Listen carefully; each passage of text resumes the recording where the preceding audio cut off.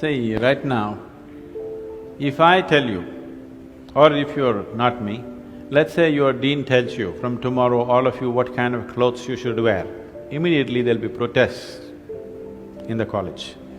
If your dean goes further and says, everybody must eat only 4 idlis in the morning, if your dean tells you everybody should get up at 5 o'clock in the morning, let's say he put 10 different rules like this, physical things to do, you will think he is trying to convert you into slaves and you will shout and scream for your freedom, isn't it?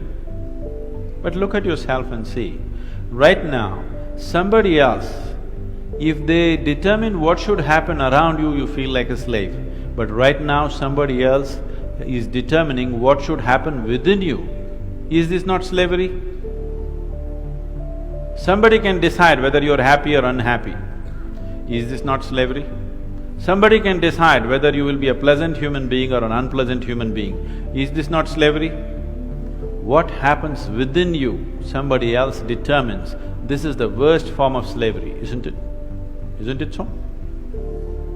It is just that because everybody is like that, it seems to be normal. It is not.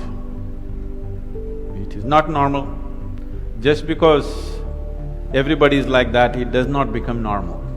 This human being, life around you will not happen, will never happen 100% the way you want it.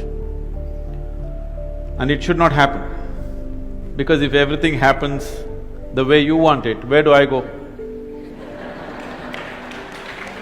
I'm very happy it's not happening your way.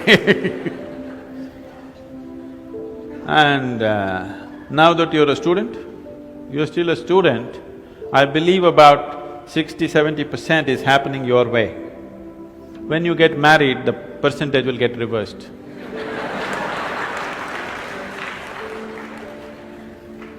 We don't know. Well, we don't know which way it'll go. So if life around you will never happen 100% the way you want it, and it should not. Unless you're living with machines, life will not happen and even those machines will freak on you, isn't it? And the machines troubling you every day for something or the other, they do. So, outside will never happen 100% the way you want it, and if your happiness or your joyfulness, or let's not use all these so many words, essentially it is pleasantness versus unpleasantness. For pleasantness we have many names, we call it peace, happiness, joy, bliss, ecstasy. For unpleasantness we have many names, stress, anxiety, fear, tension, whatever else, madness, whatever. Pleasantness versus unpleasantness. If your pleasantness is dependent upon what happens around you, the chances of you being pleasant all the time is remote, isn't it? In the very nature of things, it's not possible. Only if you are able to create a distance between this and that, it is possible in the sense, whenever things don't work, there is a habit in lots of people, they will look up, Upar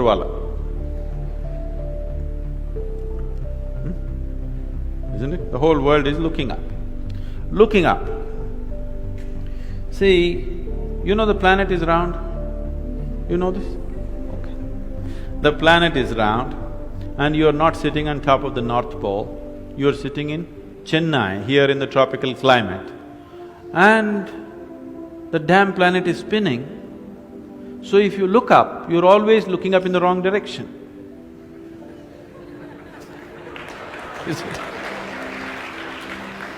You're invariably looking up in the wrong direction, isn't it so? Maybe at a certain moment of whatever Greenwich Mean Time, 0 hours, when you looked up, maybe you hit the heaven. Rest of the time you're always looking in the wrong direction. Isn't it so? So in this cosmic space, is there somebody who knows which is up and which is down? Does somebody know? Huh? Is there somewhere, is it marked this side up? Nobody knows which is up, which is down, it's just an assumption, isn't it? Do you know really which is north, which is south? In the real sense, do you know what is north and south? It is just for our convenience, we just fixed it, isn't it? Yes or no? Do you know what's east and west? No. Do you know what is forward and backward? You do not know. None of these things you know. There is only one thing you can be certain of right now. This is, you know what is outward, what is inward. This one thing you're sure, isn't it? This is inward, this is outward. This is the only privilege you have. What is outward, what is inward, this is all you know. Just in case someday if you get enlightened, you will lose that also. Yes, that's what happened to me.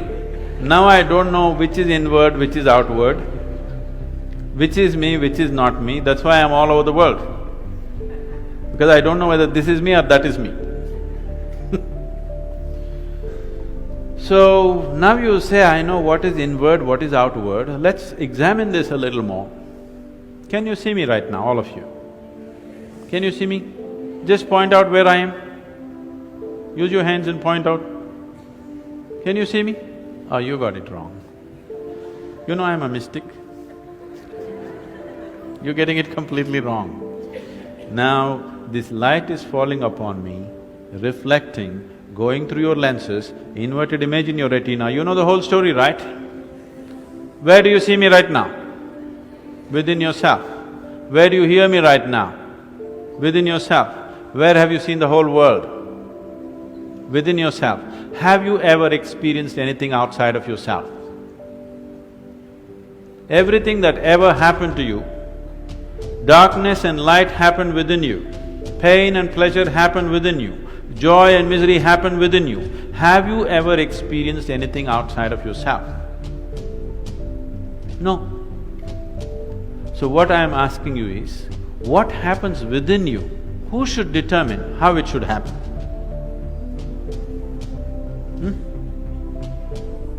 What happens within you? Who should determine how this should happen? Somebody else? Definitely you should determine what should happen within this, isn't it? So if you determine what's happening within this, your whole experience of life will be determined by you, nobody else but you, isn't it? The events around you may not be determined by you, but how your experience of life is on this planet is 100% determined by you if you take charge of this. If you leave it loose, just about anybody will determine it. They will, not consciously, they also like you by accident.